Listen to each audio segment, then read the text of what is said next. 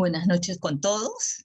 Esta noche nuestro querido hermano Tomás Carlos Barriga nos presenta una interesantísima conferencia acerca de ciencia y espiritualidad en el Antiguo Perú. Un tema que nos debe interesar a todos nosotros como peruanos y porque es un gran legado que tenemos, ¿no?, de nuestros ancestros. Bueno, nuestro querido hermano Tomás es licenciado en Comunicación Social, catedrático universitario, lingüista, poeta, investigador, un miembro muy antiguo de nuestra logia. Él ingresó muy joven a la Sociedad Teosófica en Perú, gran conocedor de temas esotéricos, filosóficos, excelente expositor, un expositor de lujo. Adelante, Tomás, tienes la palabra. Bueno, ante todo, buenas noches. Muchas gracias por tan efusiva presentación. Ya no sé qué decir ya, pero gracias. Bien, el tema que nos ocupa hoy es, como bien mencionó Sonia, ciencia y espiritualidad en el Antiguo Perú. Normalmente estamos acostumbrados a no hablar de ciencia cuando hablamos de culturas no occidentales, porque la ciencia, con su nombre y con el método científico, fue inventado pues, por Occidente, ¿no? Igual cuando hablamos de culturas no occidentales, normalmente no hablamos de espiritualidad, hablamos de religión, ¿no? O sea, un conjunto de creencias, una cosmovisión, una mitología. Sin embargo, al margen de esas definiciones o uso que normalmente se les da a esas dos palabras, es innegable que las culturas antiguas, entre ellas, por supuesto, las culturas que han existido en el Antiguo Perú, han tenido un conocimiento al cual podemos llamar científico, así nos siga los métodos de la ciencia moderna, porque es una acumulación de conocimientos tecnológicos, científicos y de la naturaleza y de la realidad que han ido evolucionando por generaciones y desarrollándose como una ciencia práctica. Me interesa entonces empezar bajo algunas premisas que hay que tener en cuenta, porque las culturas antiguas, pues, como tales, tienen sus propias formas de entenderse. Entonces, una de las primeras cosas que me gustaría mencionar es que el mundo occidental es profundamente racional. Y como en Occidente a todos hemos sido educados en la idea de que lo que no es lógico o racional o demostrable empíricamente, pues es absurdo, es superstición, es creencia, es mito. Tenemos un primer obstáculo, ¿cierto? O sea, para el mundo occidental todo se entiende a través de la razón. Y todo es instrumental, o sea, todo sirve para algo. Es por eso, tal vez, que la ciencia materialista, que es la que predomina, no haya encontrado aún respuestas a los fundamentos de la existencia. Sabemos cómo es un átomo, sabemos cómo es una célula, sus partes, la podemos dividir, seccionar, clonar, pero no tenemos idea qué es la vida. Podemos agarrar el cerebro, partirlo, dividirlo, analizar qué funciona y qué se prende y qué se apaga cuando hacemos tal o cual función, pero nadie sabe qué es la conciencia. La ciencia moderna nos da respuestas, por supuesto, válidas, certeras y útiles, pero eso es todo. Normalmente en el mundo andino, igual que en otras culturas, todo es mágico. Y eso hace a veces que la ciencia menosprecie estas creencias o estas prácticas o estos conocimientos que se sostienen en una lógica distinta. No es que no tengan lógica, tienen lógica, pero es una lógica distinta a la empírica metodológica de la ciencia. En el mundo andino las cosas son seres, todo está vivo y por lo tanto todo siente, todo sufre, todo se alegra, al igual que el ser humano. Es por eso, bueno, cuesta mucho entender a los científicos modernos, pues lo mítico y lo mágico, y muchas veces solemos verlo solo como supersticiones, ¿no? Ilógicas y absurdas. Pero hay mucho más que eso si uno investiga un poco más. Y si uno trata de, como hace la antropología y la sociología, tratar de entender la cultura y al ser humano como un todo complejo, que va más allá solamente de las cosas que hace con sus manos, ¿no es cierto? Y las cosas que puede demostrar empíricamente. El propio Occidente, a veces creemos y decimos, no, pues eso son tonterías de culturas salvajes, pero a veces nos olvidamos que nuestro mundo occidental también está lleno de mitos, ¿no? Nuestras religiones, de atacar a ninguna, nuestras religiones tienen una mitología, tienen un conjunto de creencias no demostrables por la ciencia. De todas las religiones, incluyendo la cristiana, que es la más cercana a nosotros. Cuando nosotros creemos de que el vino se convierte en sangre, pues estamos creyendo en un pensamiento mágico. Y asumimos que es verdad, y todas las religiones lo tienen de alguna manera, porque más allá de lo simplemente demostrable con la lógica racionalista, existen otro tipo de verdades, y que también son verdades. Pues bien, en el mundo andino, como decíamos, se ve la vida como un todo, ¿no es cierto? No es algo que sirve para, sino es un todo, de lo cual nosotros somos parte. No podemos usarnos a nosotros mismos, ¿no? Entonces, El ser humano en el mundo andino es parte de un todo. Hay una idea panteísta, sí, como la mencionó Spinoza, sí. El universo, o el Dios, o la divinidad es todo aquello que podemos ver, ¿no es cierto? Y nosotros somos parte de ella. Esa es un poco la idea panteísta, y que también, de la cual es partícipe el mundo andino. Otro de los problemas, a veces, es el idioma, y el quechua, ¿no? Como la mayoría de lenguas amerindias, son lenguas simbólicas, o sea que no se pueden traducir literalmente, porque muchas veces las cosas no se llaman con su propio nombre, sino que son construcciones a partir de un uso simbólico o metafórico de la lengua. Por poner solamente un ejemplo, ¿no? Cuando yo quiero decir la palabra valiente en español, yo utilizo una palabra valiente, que significa eso. Pero en quechua, por ejemplo, si yo quiero decir valiente, yo digo pumazonco, que significa corazón de puma. Entonces uno puede leer y dice que la persona, este tipo tenía un corazón de puma. No, es un tipo valiente, porque la construcción de la lengua quechua, como otras lenguas también amerindias de Norteamérica y de Centroamérica y Sudamérica, son así, visuales, ¿no? Visuales, más que literales. Y eso hay que tenerlo en cuenta también. Por eso vamos a encontrar, igual como en el hinduismo, en sánscrito, karma puede significar muchas cosas, no una. No hay una definición exacta para la palabra karma, porque karma se aplica en un caso de una manera, en otro caso de otra manera, y significa muchas cosas, leyes, correspondencia. Igual pasa con algunas palabras en quechua, o en aymara, que significan muchas cosas dependiendo del contexto con los cuales estamos trabajando. Es otra limitación. Una última idea previa es lo que comentaba, ¿no?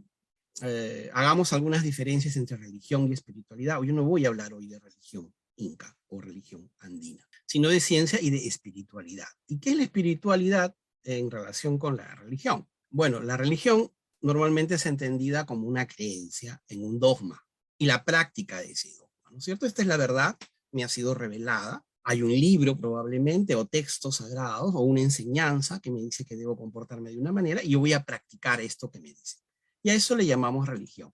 La espiritualidad puede estar dentro de la religión, pero es una cosa distinta, ¿no? Es una búsqueda de respuestas que le den sentido a la vida humana. Por supuesto, dentro de la religión yo puedo ser una persona espiritual, pero puedo ser practicante, y eso lo podemos constatar todos con las personas que conocemos.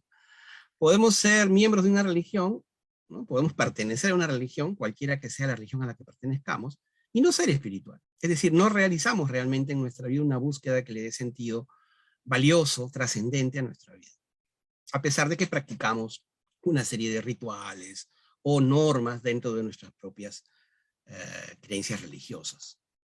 La religión normalmente es revelada, o sea, predica un conjunto de certezas, ¿de acuerdo? Tiene verdades y que son creídas por los que practican esa religión. La espiritualidad cuestiona, la espiritualidad pregunta, la espiritualidad duda, porque quiere encontrar explicación, o sea, no quiero certeza, sino la espiritualidad se identifica con una búsqueda. En la religión hay reglas, y los practicantes de esa religión se someten a esas reglas. En la espiritualidad lo que hay es una búsqueda interior. Por ahí alguien me dirá, pero yo soy de tal religión y yo realizo una búsqueda interior. Perfecto. Dentro de la religión se puede ser espiritual, o puede no ser espiritual. La religión se es responsable de cumplir algunas normas, prácticas, rituales, mientras que en la espiritual uno mismo es responsable de su propio desarrollo, salvación o iluminación. La religión tiene una mitología, toda religión tiene una mitología. Este es el Dios principal, este es la esposa, el padre, el hijo, el espíritu, los ángeles, o sea, hay toda una mitología que sostiene una religión. Todas las religiones, podemos estudiarlas todas tienen una mitología. En el caso de la espiritualidad se basa en un concepto, en un conjunto de principios, que normalmente son principios abstractos, y que ese estudio es lo que permite que la persona pueda encontrar su propio camino. Todo esto, por supuesto, se puede hacer también dentro de la religión, no están separados. No son dos cosas separadas, pero sí son dos cosas distintas. Por último, la religión existe fe y práctica, mientras que la espiritualidad, comprensión y desarrollo de la conciencia. Entonces, cuando hablamos de espiritualidad y planteamos el mundo andino, preguntamos, religión tuvieron, de hecho sabemos que adoraban al sol, sabemos que hacían rituales, sabemos que tenían celebraciones religiosas, pero tenían espiritualidad, había una búsqueda interna de desarrollo, trataban de comprender la existencia, se hacían preguntas más allá de las simples cotidianas de la vida. Entonces, en ese afán estamos. Por último, la religión suele ser sectaria, pues, ¿no? La mía es la verdadera y la de los demás es falsa. Sin embargo, la espiritualidad suele ser tolerante, integradora, holística, porque se basa en principios, no en creencias específicas. Entonces, entremos al tema que nos interesa. Todas han sido cuestiones previas que creo que son importantes para entender de lo que vamos a hablar. Los incas, ¿qué es lo que conocemos? Una de las razones, una de las cosas que me decían cuando planteé por primera vez esta conferencia, que es ciencia y espiritualidad en el antiguo Perú. Me decían, ¿por qué no pones ciencia y antigüedad, ciencia y espiritualidad en los incas? Lo que ocurre es que nosotros le llamamos, bueno, en el extranjero, nosotros en el Perú no tanto, pero en el extranjero la gente llama incas a todo lo anterior a los españoles, o sea, todo anterior a la conquista, ¿no es cierto? Todo anterior al, entre comillas, descubrimiento de América, es inca. Incluso hay un libro de Leadbeater, que seguramente ustedes conocerán, de Charles Leadbeater, que se llama El Perú y la Caldea Antiguas, ¿no? Y hacen una cronología de decenas o centenas de años en los incas, como que los incas hubieran durado miles de años. Y sabemos que los incas solo tuvieron una breve etapa de 200 años como imperio, antes de la llegada de los europeos. Los incas en realidad son el final de una larga historia. Hay muchas culturas anteriores, de las cuales los incas, que fueron la última que encontraron los europeos, fue de la que quedan más, digamos, señas, vestigios, y de la que se conoce más porque al comienzo incluso del estudio de las culturas andinas, todo lo que se encontraba era inca, se llamaba inca. Al comienzo, en la colonia, todo era inca, o sea, las ruinas de Chanchán eran incas, el Chavín eran incas, todo era inca, porque ese era el nombre que se le daba y el nombre que los europeos encontraron, ¿no? Pero la realidad es distinta, ¿no? Felizmente, en las últimas décadas he investigado mucho sobre eso, mucho investigador peruano y mucho investigador extranjero también, francés, alemán, norteamericano, de diferentes partes del mundo, que vienen estudiando y descubriendo una serie de valores que no se han perdido, pero que no eran públicos y no aparecían en los libros de historia, pero que existían y todavía se cultivaban y se valoraban. Vamos a ver algunos de ellos. Este es el mapa del Perú. La primera cultura de la cual tenemos datos es Caral, ¿no es cierto?, que está en la costa peruana. Una de las pocas ciudades madres que se han encontrado en el mundo, y es la ciudad madre más antigua del Perú y de la Sudamérica. ¿Qué quiere decir ciudad madre? Es decir, que no ha habido otra antes. Normalmente todas las ciudades andinas, prehispánicas, se construyen sobre restos de otras ciudades anteriores, ¿no es cierto? Es una ciudad madre, una ciudad de 6 pirámides, con una plaza circular, es decir, bastante desarrollada, y que en un primer momento, cuando se descubrió, se fechó con 14.000 años de antigüedad, luego 9.000, pero eso no encajaba, pues no encaja, en realidad no encaja eso en la historia tradicional y en los horizontes históricos que son los oficiales, ¿no? Y entonces se fechó en una fecha mucho posterior, que es, igual sigue siendo la más antigua, entre 5.000 y 3.000 años antes de Cristo de haber florecido, y es pues anterior a la egipcia, ¿no? Y considerada muy antigua. Se sabe muy poco de ella, pero construir pirámides y realizar grandes construcciones y establecimientos y ciudades con decenas de miles de personas no implica un desarrollo incipiente, ¿no? Tenemos la cultura tiahuanaco, estamos hablando de 1.600 años antes de Cristo, a 1.200 años después de Cristo. Es una cultura que ocupó toda la parte del sur del Perú y parte de Chile y parte de Argentina y parte de Bolivia, si no todo Bolivia, y que ha dejado también, no sé si han tenido la posibilidad de ir a Tiahuanaco, construcciones ciclópeas impresionantes, que se han perdido en el abismo del tiempo, ¿no? Cuando los españoles llegaron a esta zona, los incas, o sea, los quechuas, y aymaras que se encontraban en esa época, les dijeron que eso había existido siempre, que ellos tampoco sabían quiénes habían construido esas grandes ciudades y esculturas, ¿no? Y monolitos. Otra cultura importante, contemporánea a algunas dinastías egipcias, es Chavín, ¿no? 1.200 años antes de. Chavín es un templo antiguo, también muy grande y que tuvo influencia porque se han encontrado restos de esta cultura que de 1.200 años antes de Cristo, pues en toda la costa peruana. Igual, su templo todavía sigue vigente, ¿no? Un templo lleno de catacumbas y de subterráneos que podemos todavía visitar. 700 años antes de Cristo aparece una cultura en la costa, denominada cultura Paracas por los vientos fuertes que se llaman Paracas, vientos de arena, y que son famosas y hay mucha información sobre ellos gracias a que ellos enterraban a sus muertos llenos de cosas y artículos en enormes fardos funerarios. Y entonces al descubrirse se han encontrado pues cerámicas, cosas comunes de manejo tradicional de sus vidas. Esta cultura está, por supuesto, en la zona donde actualmente se encuentran los petroglifos de Nazca. Una cultura interesante que está registrada de 100 años a 700 después de Cristo es la cultura moche. La cultura moche, que se desarrolló también en una amplia zona de la costa peruana, tiene una vieja leyenda, ¿no? La famosa leyenda de su fundación. Se dice que de las aguas del mar del norte llegaron desde la tierra de Aztlán, llegaron en caballitos de Totor, en pequeñas embarcaciones de paja, un gran ejército, comandados por el rey Nailamp. Ellos instauran toda una cultura muy desarrollada y enseñan a los lugareños que encuentran allí muchísimas cosas, arquitectura, metalurgia, de la noche a la mañana.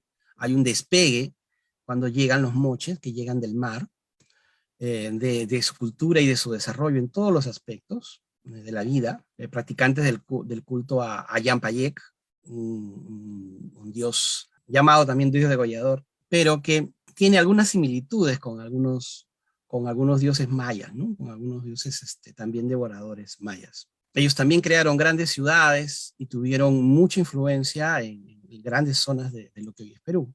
También podemos ver, relacionado a la cultura Paracas, existe en esta era ya de 100 a 700 años, la famosa cultura Nazca, ¿no? Y es famosa por los grandes dibujos que existen en las pampas de Nazca, que solo se pueden ver en avión. La ciudad central de los Nazca es Cahuachi, y que tiene una enorme pirámide, como esta, que pueden visitar ya, porque ya es una zona turística, y que debe haber sido el centro político de esta cultura Nazca, de la cual se conoce poco, ¿no? Hay quienes piensan de que los Nazca y los Paracas en realidad fueron una sola cultura. No hay tanta información al respecto. Anterior a los incas, los chachapoyas construyeron una enorme fortaleza, Cuelap, que también es visitable, le dicen el Machu Picchu de Chachapoyas, o el Machu Picchu de la selva. Es una enorme fortaleza de piedra, y que la señora Blavatsky menciona en Isis Velo, ¿no? Como una gran fortaleza ciclopia, la fortaleza de Cuelap, cuando menciona las grandes construcciones antiguas en América. Los Chimoc o Chimú son también un pueblo que tiene una mitología parecida a los moche, también llegan del mar, solamente que unos 800 años después.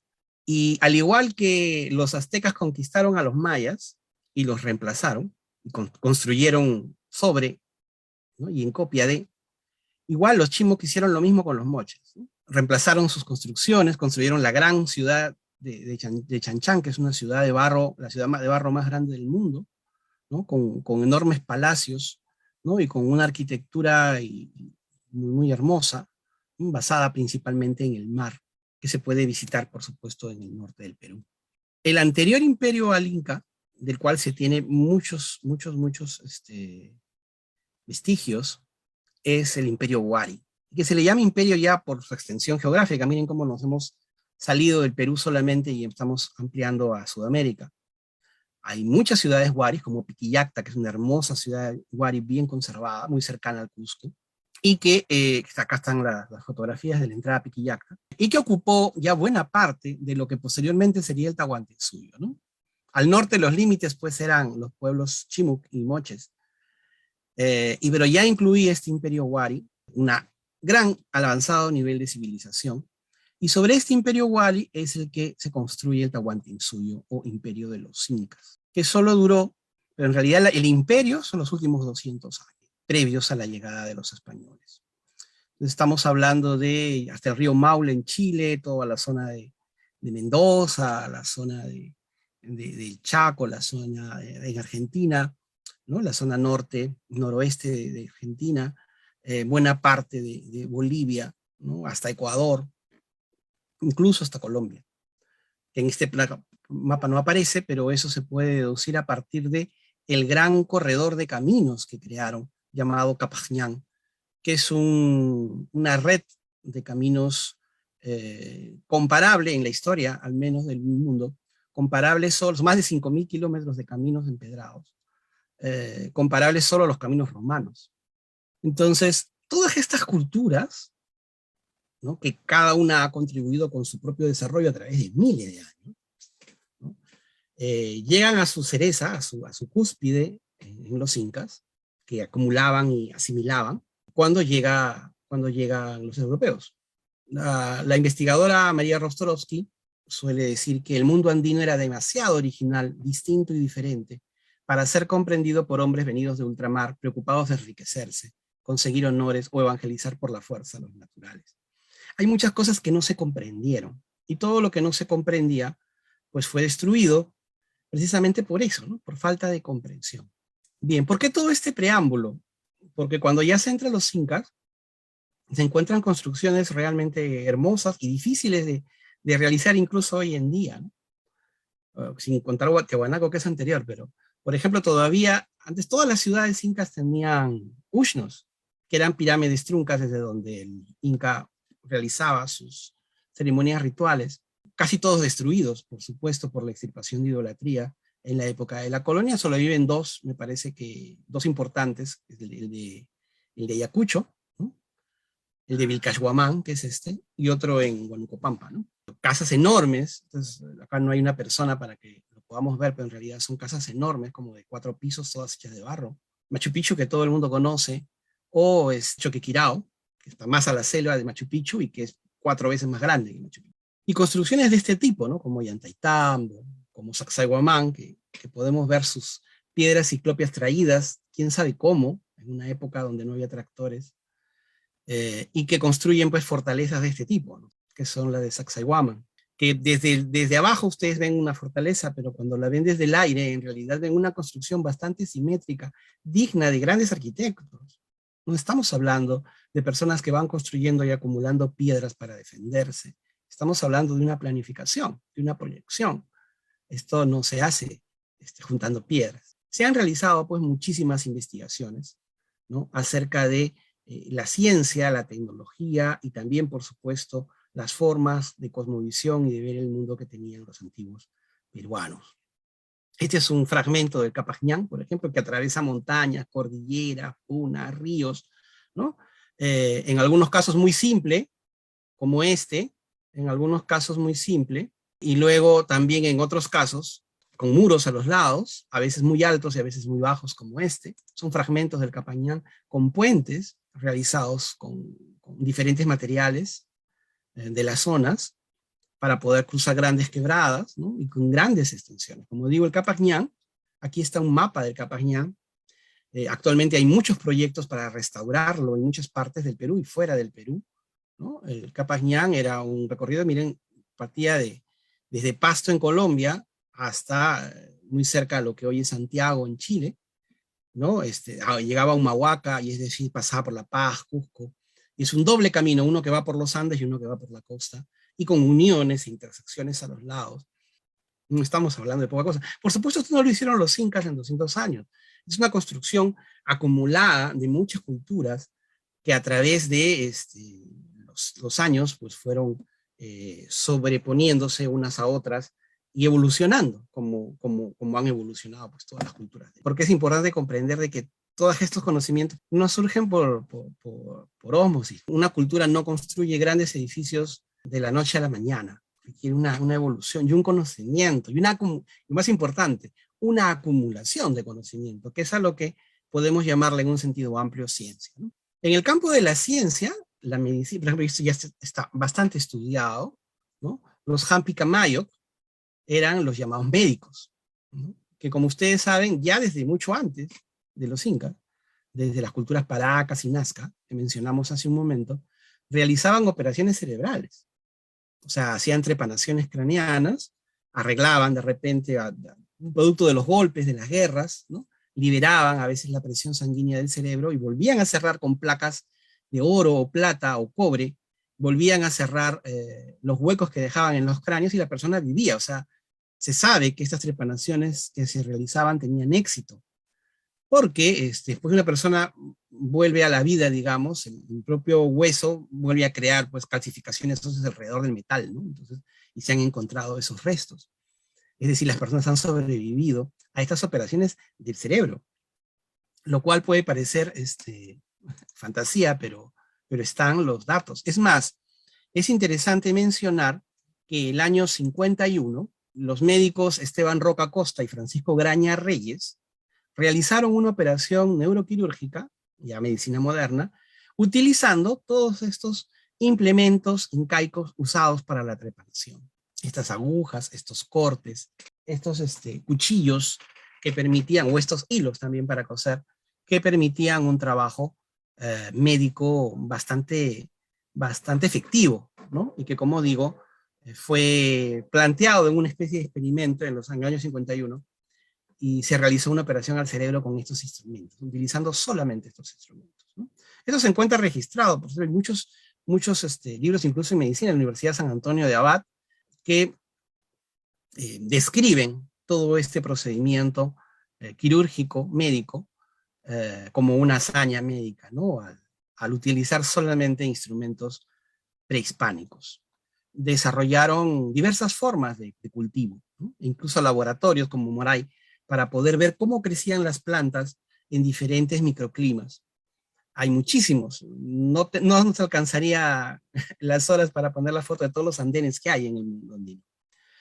Y que tienen una construcción bastante ingeniosa desde el punto de vista de la ingeniería, ¿no es cierto? Acá en la parte de abajo se puede ver cómo están construidos, hasta hoy existen, han sobrevivido, y buena parte de la agricultura que actualmente se realiza es en andenes prehispánicos, ¿no? Crearon una serie de terrazas que están construidas de esta manera, ¿no? Porque ¿qué pasa cuando ustedes siembran en una ladera, cuando llueve, toda la semilla y todo corre? Y al final no se puede quedar, ¿no? Como anécdota, cuando quisieron hacer la famosa Costa Verde, hace 70, 80 años, cuando quisieron hacer la Costa Verde, querían que fuera toda verde, y en la quebrada pues sembraban y todo cuando venía el viento, ¿no? Incluso cuando variaba, todo se corría y todo se bajaba de nuevo al mar, no se podía sembrar en pendiente. Sin embargo, los antiguos peruanos encontraron formas de sembrar en pendiente, creando estas terrazas, construidas con piedras grandes en la base, como se ve aquí, piedras más pequeñas, más arriba, arena luego, y recién la tierra de cultivo rica en nutrientes en la parte alta. ¿Esto qué permitía? Cuando llovía, la tierra de cultivo filtre el agua, pasa a la arena pasa a la piedra a piedras más grandes, y entonces por ciertos canales, al final de cada una de los andenes, el agua desfoga, y por lo tanto esto nunca genera un derrumbe. Los andenes han durado tantos cientos de años precisamente por eso, porque las lluvias más fuertes, o las heladas más fuertes, no dañan esta estructura tan bien elaborada. Esto puede ser solamente producto de la suerte, obvio que no, ¿no?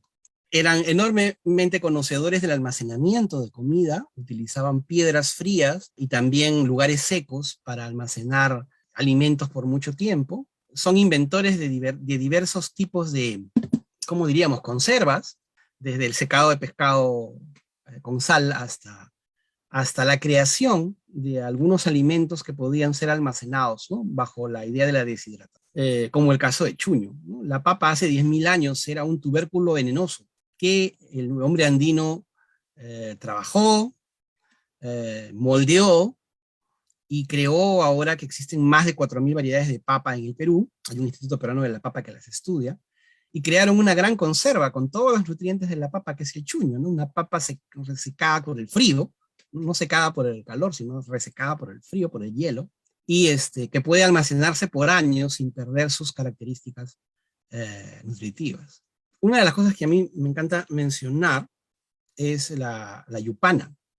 La yupana es un artefacto que cuando llegaron los españoles les sorprendía a ellos la velocidad que tenían los sabios incas para realizar cálculos enormes.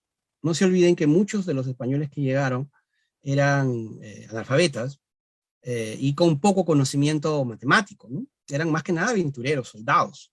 Román Pomar de Ayala, por ejemplo, señala que existían personas especializadas, que se aprendía esto en los yachaguasis, que eran las casas del saber, donde se entrenaba a los jóvenes en diversas cosas, entre ellas a leer quipus o a realizar cálculos con la yupana, que con base a frijoles, a pequeñas piedritas o frijoles en estos cuadrados, se podría realizar cálculos. Le llaman el ábaco andino, y ya se ha descubierto cuál es el proceso o el mecanismo de suma, resta, multiplicación y división que se puede hacer con la yupana.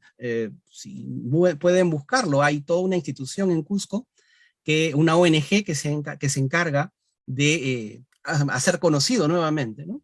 Reinformar al mundo acerca de este mecanismo, de esta piedra en realidad, que se puede utilizar, ¿no?, con el método adecuado para realizar como un ábaco operaciones aritméticas bastante avanzadas. Enormes cantidades de yupanas hechas de cerámica fueron destruidas en la extirpación de idolatrías por creerse que eran instrumentos de culto. Otra de las creencias equivocadas acerca del mundo andino es que era una cultura ágrafa, que no tenía escritura. Y es un error, porque existen ya varias investigaciones.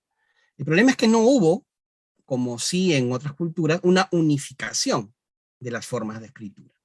Pero ya se conoce que había por lo menos 3 formas de escritura. En la época de los incas. Anteriormente ha habido otras. Los moches hacían unos ideogramas en sus grabados, muy parecidos a los ideogramas mayas. Pero en el mundo andino, en el mundo inca, es conocido el uso de los quipus para realizar procesos de contabilidad, para almacenar información. En el sitio que se hizo al Cusco, cuando Pizarro toma Cusco, cuando llega a Cusco, y existe la rebelión de Manco Inca, que tiene sitiado el Cusco por buen tiempo, se realiza, una de las cosas que hacen los sitiadores a mando de Manco Inca, es incendiar el gran almacén de quipus que existía en Cusco, ¿no?, donde estaban todas sus contabilidades, los registros de sus tesoros, de su ganado, de las personas, los censos y todo aquello que se realizaba, ¿no? Federico García, un estudioso del mundo andino, dice que es equivalente, el mundo andino por supuesto, a la quema de la Biblioteca de Alejandría, ¿no?, donde estaban todos los conocimientos acumulados de esta cultura.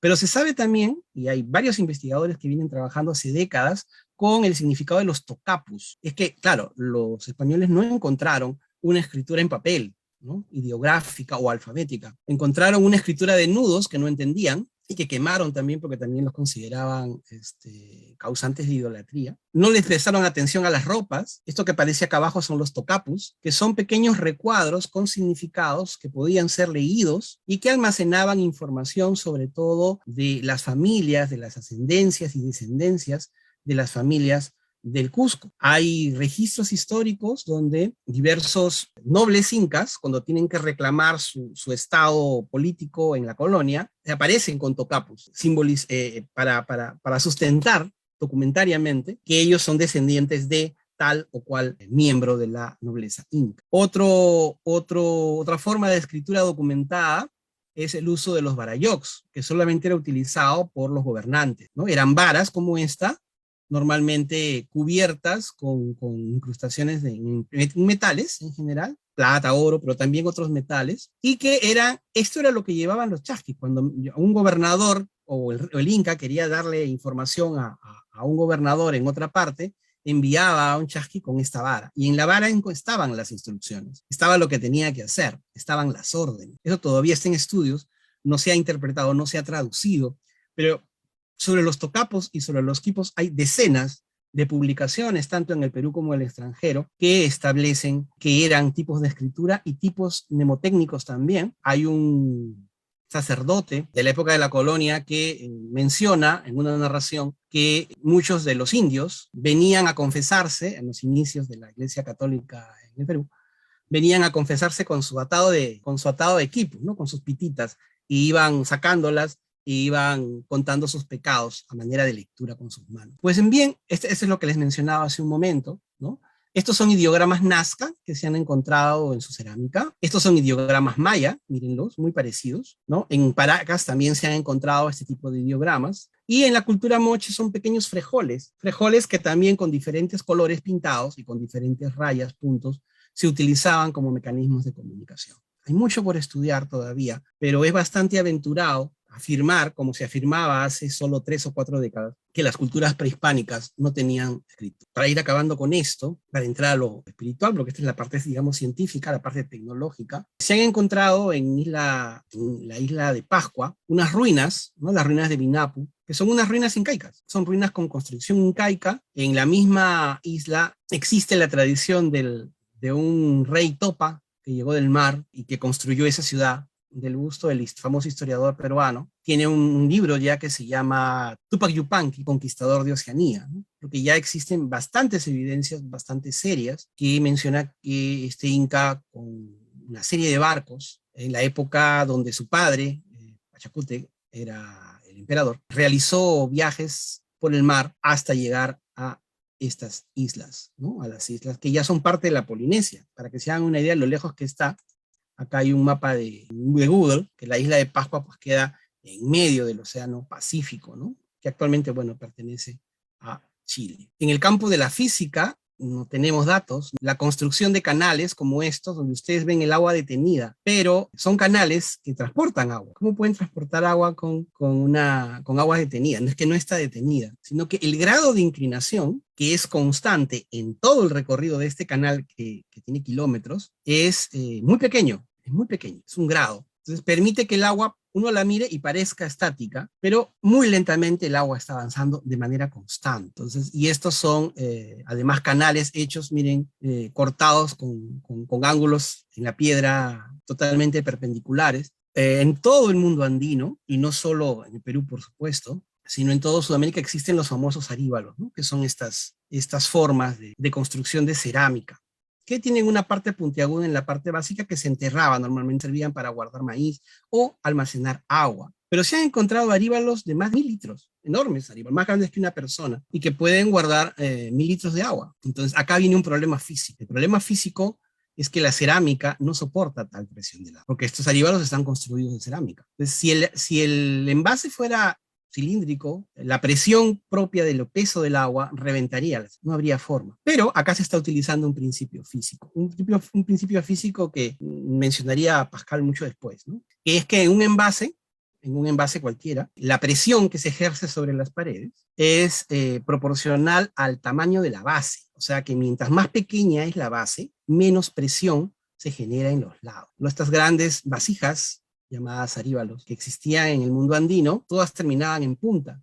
Y eso es lo que permitía que la cerámica delgada soportara enormes cantidades de presión por el contenido. ¿Habrá sido coincidencia? El conocimiento astronómico del mundo andino era enorme, ¿no? Podían predecir solsticios, equinoccios, tenían nombre para los planetas. Por una norma básica lingüística, una cultura no le pone nombre a aquello que no tiene. O sea, no existe en un idioma algo que la propia cultura no conoce. Es un principio lingüístico básico. Y sin embargo, hay nombre para Marte, nombre para Saturno, nombre para la Vía Láctea.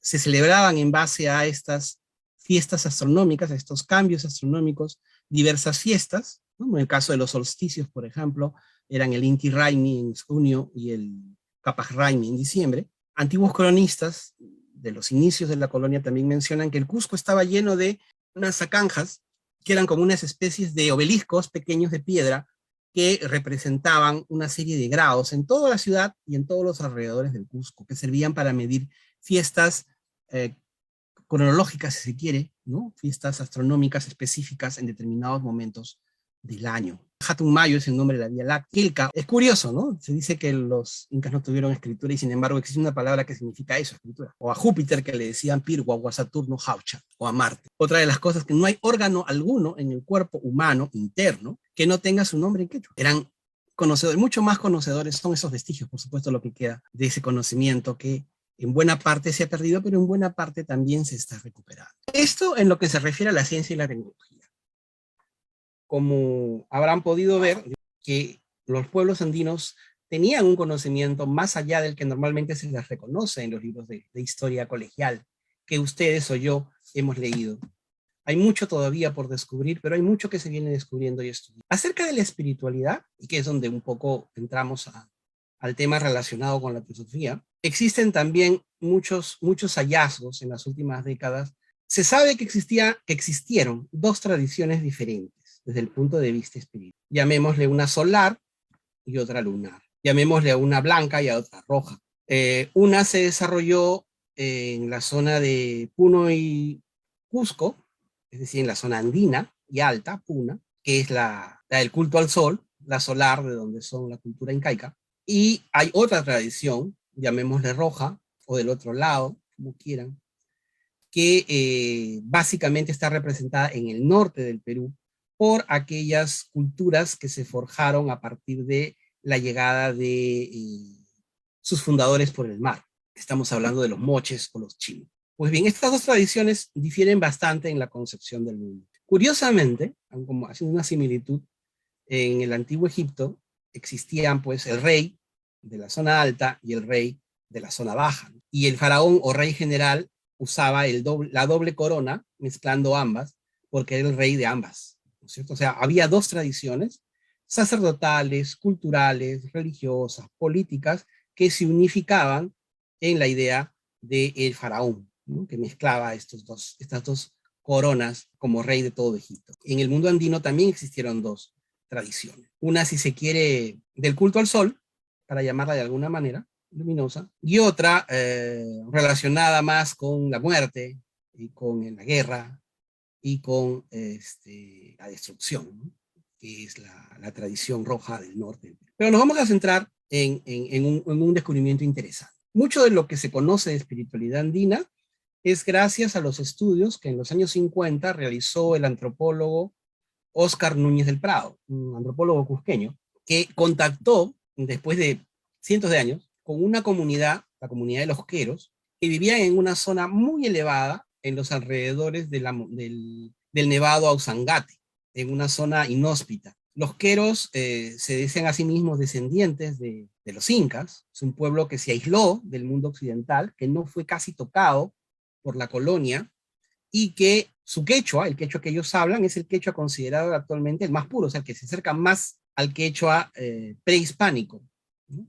Ellos mantienen y han mantenido durante los 300 años que duró la colonia una serie de conocimientos, creencias, rituales e información que se mantuvo de alguna manera lejana del mundo occidental por 300 o 400 años. Ese descubrimiento, el descubrimiento de los queros en esas alturas, permitió acceder a una serie de información acerca del mundo espiritual y también del mundo político y cotidiano inca. El 8 de mayo del 2006, una cosa curiosa que yo tampoco me explico muy bien, el Dalai Lama vino al Perú, invitado por una universidad limeña, la Universidad Católica. Dio una serie de conferencias, en realidad estuvo pocos días, y la única condición que puso el Dalai Lama para venir al Perú fue que le permitieran ir a Cusco a reunirse con un líder espiritual quero.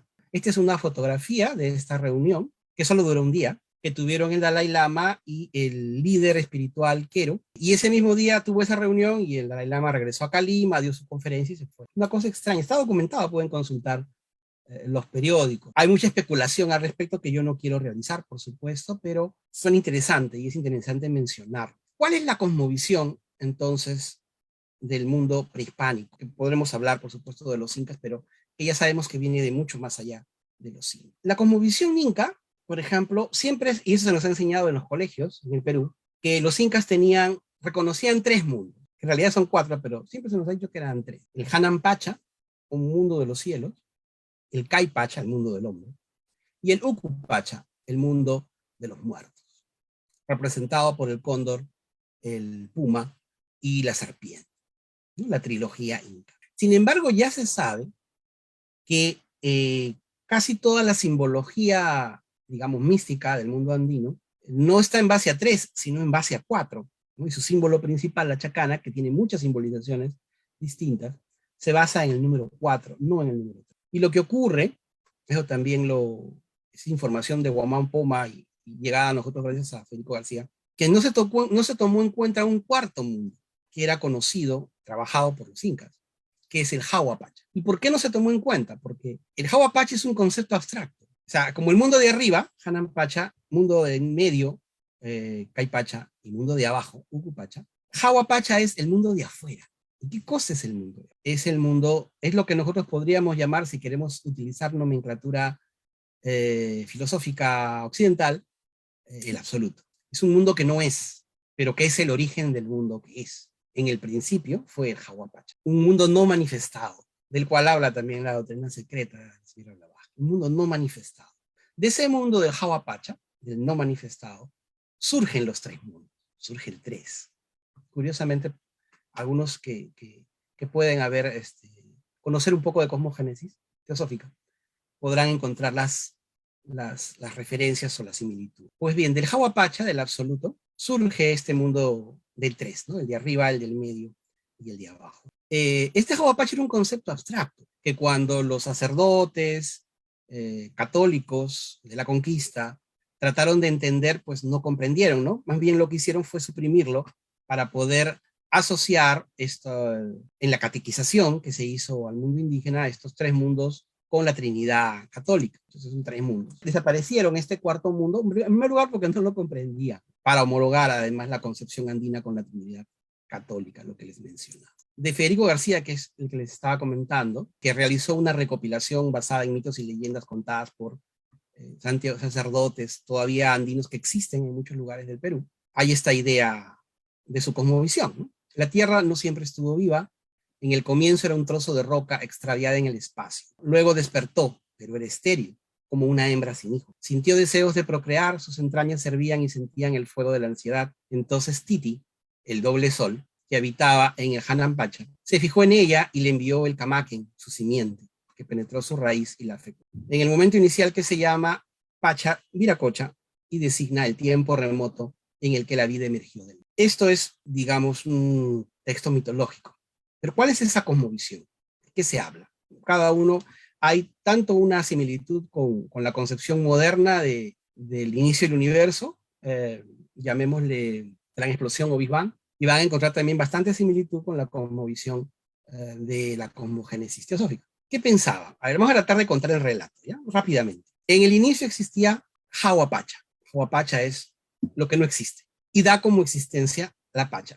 Normalmente solemos traducir Pacha como tierra, ¿no? Pero Pacha no es tierra, Pacha es el universo, Pacha, lo que hablábamos del karma, ¿no? O sea, una palabra que significa en realidad muchas cosas. Pacha es mundo, Pacha es tiempo, Pacha es espacio. Hay quienes quieren asociar esto a la idea del espacio-tiempo. Bueno, Pacha es espacio-tiempo en el mundo, no es solo lugar, es lugar y tiempo. Podríamos traducirlo como universo. Cuando el universo, cuando la Pacha se manifiesta, ¿no? Hay una gran fuerza, la gran fuerza primigenia de donde surge todo. Esa gran fuerza genera una energía, el Camaken, que es la energía que vivifica el mundo. ¿Cómo llega el Camaken a la Tierra? Llega en un Akochinchay, que es un cometa. Ustedes saben que la teoría predominante en el mundo científico moderno es que la vida llegó a la Tierra en un asteroide, ¿no? en una estrella fugaz, o sea, llegó a la Tierra de esa manera. Bueno, eso es lo que dice la mitología o la cosmovisión andina. Ese Camaken, esa energía de vida, llegó a la Tierra, ¿no? Llegó a la Pachamama, o madre mundo, o sea, nuestro mundo, Pachamama, la madre tierra, y cayó en el Hatun Kocha, en el océano, creando así, trayendo su simiente a la Tierra. Que es más o menos lo que la ciencia moderna dice de cómo se originó la vida en el planeta. Viracocha, que significa espuma de mar, es como la vida llega. De la espuma del mar surgió la vida. Y en esta concepción andina es desde el mar, como también se sabe por ciencia, donde surgen los primeros seres vivos y se da la existencia de todo lo creado. Con Viracocha, con esta espuma del mar, se crea el mundo de los muertos, el Ucupacha, que es subterráneo, el Caipacha, que es el mundo del hombre, siendo las pacarinas, es decir, las cuevas y las grandes cavernas que existen en los Andes, el contacto con el mundo de abajo. Y en esta Caipacha es donde surge la humanidad. Runacuna significa humanidad, o los hombres. Estos hombres, según la cosmovisión andina, estos hombres antiguos, estos viejos, esta vieja humanidad, Ñaupa Runacuna, en realidad no fue una, sino fueron cuatro. Cuando en el cielo brillaban dos soles, eso dicen las tradiciones, de alguna manera también eso está en la tradición tiahuanaco del nombre de Titicaca, que significa eso, donde brillan dos soles, en una de sus traducciones, por supuesto, posibles. No se olviden que, según la mitología inca, la vida, los incas salen de Titicaca, ¿no? Pero bueno, surgen cuatro humanidades, ¿no? Los Wari Wiracocha runas, ¿no? Que fueron destruidos por el fuego, los Wari runas, que también fueron destruidos por el fuego en un Hatun Pachacute, en una gran destrucción del mundo. Luego los Aucacunas, que fueron destruidos por el mar y la gran inundación, que está registrada en toda la cultura, desde la judía, sumeria, azteca y todas. Y recién luego, la cuarta, que son los Purunrunas, que son quienes que se consideraban ellos a sí mismos, los nombres actuales, ¿de acuerdo? Los incas y las culturas anteriores a los incas se consideraban la cuarta humanidad, o cuarta raza de la humanidad, curiosamente.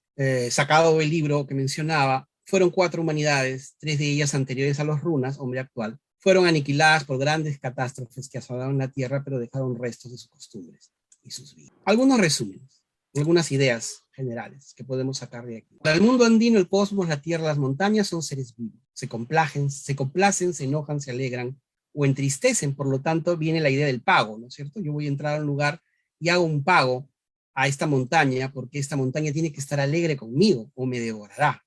Igual al mar. En el mundo andino, el tiempo no es lineal como en el mundo occidental, sino que es circular. Permanentemente el mundo se está rehaciendo una y otra vez. La palabra ñaupapacha significa pasado y también futuro, por esa razón.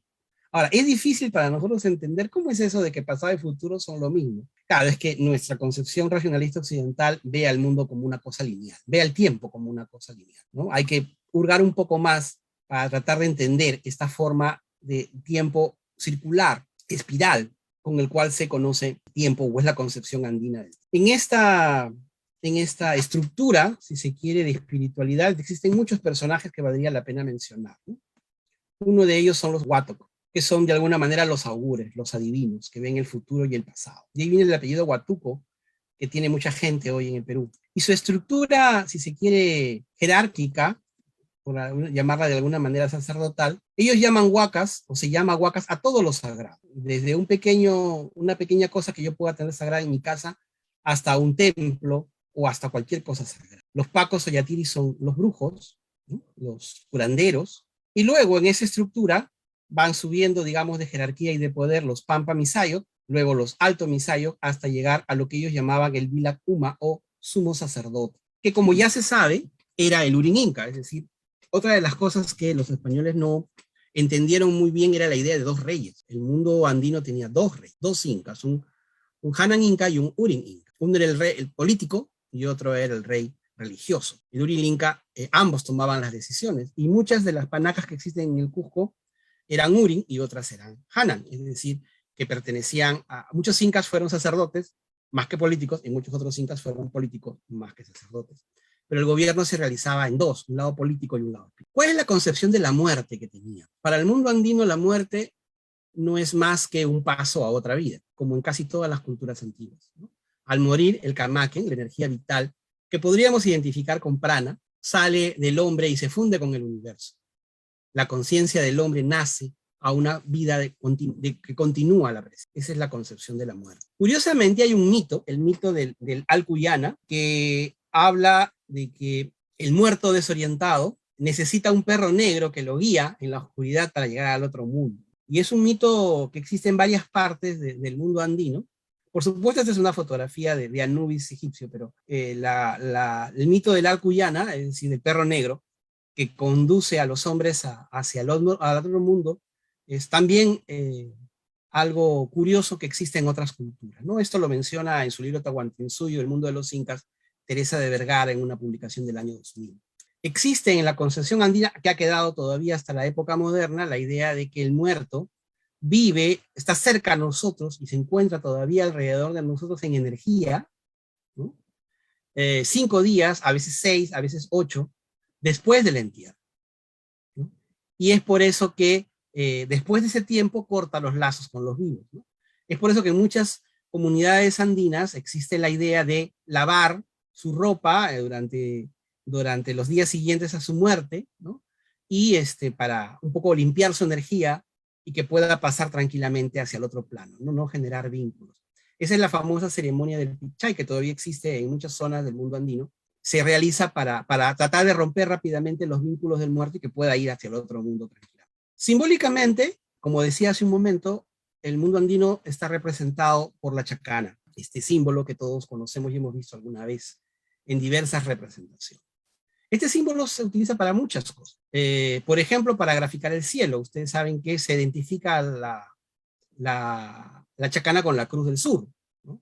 Que es hasta hoy existe la fiesta, que es una fiesta andina cristianizada, la fiesta de la Cruz, que se realiza el 2 de mayo, que se realiza en la Sierra Peruana, y que representa el momento cúspide en el cual la Cruz del Sur, en el cielo, esta constelación, se encuentra en su momento más elevado en medio del cielo, ¿no es cierto? O sea, en el mundo estelar, en Hanan Pacha, en el mundo del cielo, la chacana representa la Cruz del Sur, que es la constelación rectora de las culturas andinas. En el mundo de los hombres, la chacana representa la división del mundo. Todos ustedes recuerdan que el Tahuantinsuyo, que significa eso, Tahuantinsuyo, significa los 4 suyos, ¿no? Los 4 suyos del sol. En el centro está el Cusco, y el Cusco es este circulito que está en el medio de la chacana, ¿no? Y los 4 suyos están representados por las 4 aristas, si se quiere, o 4 mundos en el mundo de los hombres. Es por eso que el imperio incaico se dividía en estas 4 partes. Ahora, vale la pena mencionar acá algo muy interesante. Nosotros consideramos que la palabra Inti significa sol. Sin embargo, varios estudios que se han hecho en las últimas décadas, y García es uno de los que los menciona, es que en realidad sol es Ti. O sea, sería Inti es el sol en el medio cielo, el sol al mediodía, el equivalente a Ra, el sol en su plenitud, ¿no? De ahí la idea que el Anti suyo, es el lugar donde sale el sol. De ahí viene el nombre Andes. El sol sale por los Andes, y ese es el Anti suyo. Conti suyo es el lugar por donde el sol se mete. Conti, ¿no? Es en este caso cuando se oculta, donde el sol se oculta. Y entonces, estas relaciones, que justo es el que está al oeste del Cusco, ¿no? El Conti suyo. ¿Para qué nos sirve, no? Porque había una concepción que tampoco los españoles entendieron en su momento, y que también era importante en la conceptualización andina, que es el concepto, así como hay Inti y Anti y Conti, ¿no? Cuando el sol está en el cielo, cuando el sol se oculta y cuando el sol nace, también existía el concepto del Wati, que es cuando el sol está invisible, al otro lado de la tierra. Y esto nos podría hacer suponer que conocían, aunque sea intuitivamente, esta redondez. El Inti es el sol en el cielo, el Conti por donde se oculta, el Anti por donde nace, y el Wati cuando no se ve, cuando está durmiendo, cuando está descansando. Esa es en la idea del cielo, ¿no? El mundo de la tierra. Y formando igual en esta concepción las 4 manifestaciones del sol en sus 4 estados diferentes, ¿no? En lo que llamamos también chacana. Este símbolo chacana se utiliza para muchas cosas en la cosmovisión andina.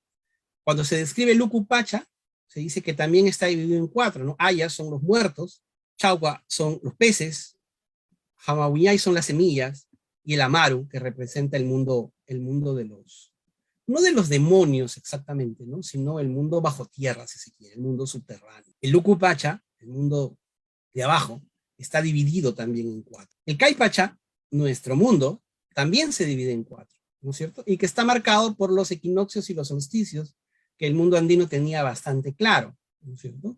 El Inti Raymi, que todos ustedes conocen, que todavía se celebra, se realiza en el solsticio de invierno para nosotros. En el mundo occidental sería, en el hemisferio norte sería el solsticio de verano, y el Kapaj Raimi, que se celebraba el 22 de diciembre, ¿no? En el otro solsticio. Igual, ¿no? Los equinoccios se celebraban las fiestas de la luna, ¿no? Y, por supuesto, organizaban sus tiempos de cosecha, la fiesta de la Cruz, por ejemplo, la chacana el 2 de mayo, organizaban sus tiempos y sus celebraciones sobre la base de esta idea de 4 mundos o 4 estados.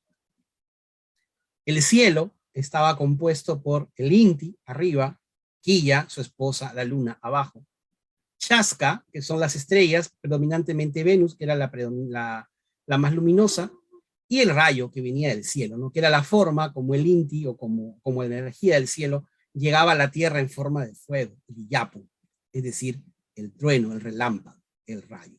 Y todo esto es el mundo, Hanan, del cielo. El Jaguapacha es el absoluto. Recuerdan que habíamos mencionado de que este concepto de Hawapacha no existía, no ha sido tan entendido por el mundo occidental precisamente porque hablaba de un absoluto. Bueno, el Hawapacha también estaba dividido en 4. Y esta idea es que esta energía y esta fuerza del universo, esta fuerza inicial del universo, fuerza primigenia del universo, genera esta energía llamada Kamaken, creando lo que nosotros llamamos espacio-tiempo, ¿no? Espacio-tiempo para nosotros es Pacha, no olviden que Pacha significa eso, espacio y también tiempo, ¿no? Entonces, en esta idea de energía-materia, espacio y tiempo, se explica esta concepción, si se quiere algo abstracta, de este mundo, el mundo de afuera, Hawapacha, poco explicado y poco entendido en el mundo occidental. Finalmente, el ser humano crece y evoluciona desde la parte gris hacia la parte roja que ven acá, es decir, de la ignorancia al conocimiento, ¿no? Entonces acá están, miren, el Alpa, la tierra, Huayra, el aire, arriba, Yaku, el agua, y Nina, el fuego. Pues bien, del agua y la tierra, el ser humano o el hombre realiza Yankai, ¿no? Que es el trabajo que ennoblece, con la intención de, a través de Yachai, que es la sabiduría y el conocimiento, llegar a Kamasa, que es la fuerza del espíritu, o evolución. Esta idea del 4, ¿no? de cuatro etapas a través de las cuales es necesario que el hombre pase para ser un espíritu, para ser reconocido realmente como un espíritu de aire y de fuego, de Huayra y de Nina. Como digo, hay mucho simbolismo y hay diversos pueblos y diversos estudios que se han hecho acerca de esta concepción basada en el número 4, y establecer de que esta idea de la chacana pues no es solamente incaica, ¿no? Ustedes si ven aquí en Chan Chan, existe en esta cultura moche ya concepciones de la chacana. Esto es de Lambayeque, también moche. Miren este cuarto que tiene forma de chacana, lo podemos ver acá, ¿no? Es un cuarto en realidad con forma de chacana. Esto es Chavín, mucho anterior a los moches, y hay chacanas en el templo de Chavín. En Tiahuanaco, ellos le agregan una escalera más a la chacana. La chacana tiahuanaquense es ya no de 3, sino están los 4, ¿no? Los cuatro niveles un mundo. Y se puede encontrar, por ejemplo, en Cahuachi, ¿no? Esta idea de la chacana, y también en la isla de la Luna, en Puno, y también en cerámica encontrada en Ecuador, cerámica prehispánica anterior a los incas, ¿no? Donde la chacana es un símbolo, digamos, bastante usado como representación, no solo de lo espiritual, como hemos visto, sino también del mundo de la muerte, y también del mundo del cielo, y también del mundo del hombre. Existen palabras en quechua prehispánico que representan, por ejemplo, estos conceptos de mente inferior, yuyay, interpretado como entendimiento, razón o recuerdo, y el concepto de hamuktai, que es reflexionar sabiamente. Hay una diferencia entre conocimiento y sabiduría, y esta diferencia es la que se hace énfasis cuando se establece este camino, entre comillas, llamémosle espiritual, a través de estas etapas de la evolución humana, que pueden estar representadas a continuación en un cuadrito que les voy a mostrar en la siguiente diapositiva, pero antes de que se me pase, ¿no? Recapitulando, como una especie de resumen. El universo para el mundo andino es dual. La gran energía, fuerza primordial, Kalpa, se divide en 2, la vida y la muerte, el bien y el mal. Y la energía de vida, el Kamaken, interpenetra todo. El prana, para llamarlo de alguna manera, interpenetra todo. La dualidad del universo. Es un universo dual, donde todo tiene su contraparte y su balance. Lo que les mencionaba hace un momento, ¿no? La idea de 2 reyes era incomprensible para los españoles, por eso ellos hablaban de uno solo, pero en realidad habían 2, ¿no? El Hanan Inca y el Urin Inca, porque también la concepción política era dual en el mundo andino. Entonces, en esta concepción, el universo, la Pacha, se transforma a partir de la oposición constante entre estos 2 principios, la vida y no vida, Causai y Supai. Causai y Supai. Para el hombre andino el universo siempre existió, no tiene origen ni fin. Esta es una frase muy antigua en quechua, que lamentablemente es mi frustración, ¿no? Pero que en traducida quiere decir, el universo es permanente, siempre ha existido y existirá nace y muere dentro de sí mismo, y solo el tiempo lo cambia. Podríamos preguntarnos, ¿es esto filosofía? Yo sí le llamaría filosofía. Ya para terminar, en el mundo andino se establecen también niveles de conocimiento y de comprensión de Yachay, ¿no? La sabiduría. La idea del Inca, o hijo del sol, del cura Acuyac, el que enseña, del alto Misayo, el que es, el Pampa Misayo, el que sabe, el Yampe, que es el hombre que ve hacia arriba, el Runa, el hombre común, y el Pacha, que es el hombre salvaje. Es otro concepto del Pacha, el hombre de la tierra, el hombre mundano. El hombre que ve hacia arriba es el hombre con aspiraciones espirituales, que es el Yampe. Y a partir del Pampa Misayo es que se entra a, digamos, al conocimiento real de esta cosmovisión y esta concepción que existía en el mundo andino acerca de lo que podríamos llamar hoy espiritualidad. En el caso, en el caso se creía, por supuesto, en la vida después de la muerte, muy parecida en la creencia a la egipcia, sobre la base de estos fardos funerarios, estas momias o estos mausoleos que se tenía en todas las culturas andinas o prehispánicas, ¿no? Y costumbre de enterrar siempre a los muertos al poniente, ¿no es cierto? Es decir, en el lugar donde se oculta el sol. De las ciudades, siempre, si ustedes ven cualquier ciudad antigua, siempre miren hacia dónde se oculta el sol, y hacia allí están sus cementerios, que también es una costumbre egipcia, curiosamente. Podemos ver, esta es la tumba del señor de Zipán, un gran señor moche, que la riqueza en oro encontrada en esta tumba es solo equivalente al oro encontrado en la tumba del rey Tutankamón en Egipto también. ¿Cuál es la meta? ¿Cuál es el fin? Pareciera que en el mundo andino no lo hay. No es el fin, sino la vida misma lo importante. El hombre es parte de la naturaleza. No debe dominarla ni corromperla porque es parte de ella. Y hay un principio de reciprocidad que debe regir tanto las experiencias humanas como las experiencias espirituales y también las experiencias con la naturaleza. Es por eso que para el mundo andino, ya casi difiere un poco con la concepción occidental, no hay propósito, no hay nada que cumplir. ¿El objetivo cuál es? Vivir en armonía con la Pacha, ser parte del universo. Un Auqui andino decía, si tenemos un propósito y lo cumplimos, ¿para qué vivimos ya? La idea del no propósito, que es una concepción algo negacionista, se basa en que el propósito es vivir plenamente en armonía con la Pacha. Los occidentales sí queremos un propósito, ¿no? Es más, queremos uno dado por Dios, y eso a veces nos hace hacer cosas terribles. Para el hombre andino la vida es lo más importante, esta vida, y experimentar esta vida, ¿no? Y dar en esta vida. Todo lo demás es imaginado, ¿no? El mundo existe para nosotros porque nosotros somos parte del mundo. Y consideran que el occidental está desconectado de la vida, por eso busca significado a través de la mente, limitada, ¿no? Y entonces creamos propósitos falsos, estructuras psicológicas y vamos hacia ellos, buscando fortalecer nuestro yo, nuestra identidad individual, lo cual es una trampa, ¿no? Y quedamos prisioneros. Estos conceptos de aquí son sacados de declaraciones que se han realizado con sacerdotes de estas comunidades queros, que les mencionaba, que viven a un lado de la Zangate y que fueron redescubiertas por el antropólogo Núñez del Prado en los años 50. La armonía debe llegar primero, luego la libertad. La libertad sin armonía es destrucción. Hay que vivir la armonía con la vida. Luego, recién seremos. Esta es la última diapositiva y solamente quería mencionar que la señora Blavatsky, fundadora de la Sociedad Teosófica, tanto en Isis sin velo como en la doctrina secreta, menciona muchas veces, bueno, no muchas, unas cuantas veces, las culturas andinas. Las menciona como ejemplo de un conocimiento perdido, las menciona como ejemplo de una tradición que se encuentra atesorada y lejos de los ojos occidentales. Y la señora Blavatsky se sabe que vino al Perú, está registrado por sus biógrafos en el año 52 por primera vez,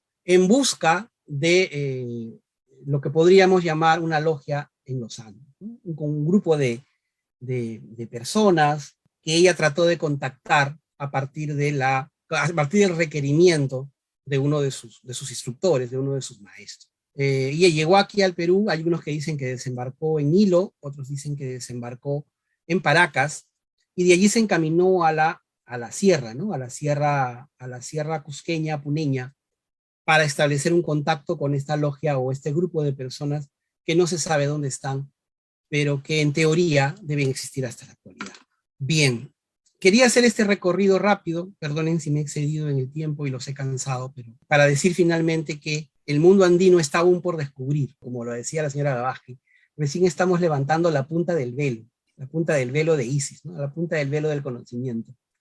Y hay mucho por investigar, en esas estamos muchas personas desde hace varios años, y es bastante curioso para mí, que soy miembro de la Sociedad Teosófica hace más de 20 años, encontrar enormes similitudes en muchos aspectos de lo que nosotros llamamos filosofía, ciencia y espiritualidad, en este mundo andino aparentemente todavía desconocido para los libros de historia y para la comunidad de historiadores y científica oficial. Bueno, muchas gracias, eso es lo que yo quería transmitirles el día de hoy. Sonia, no sé. Sí, muchísimas gracias, Tomás, muchísimas gracias, excelente conferencia, súper interesante, como para volverla a ver. Muchas gracias a todos por asistir, será hasta la próxima.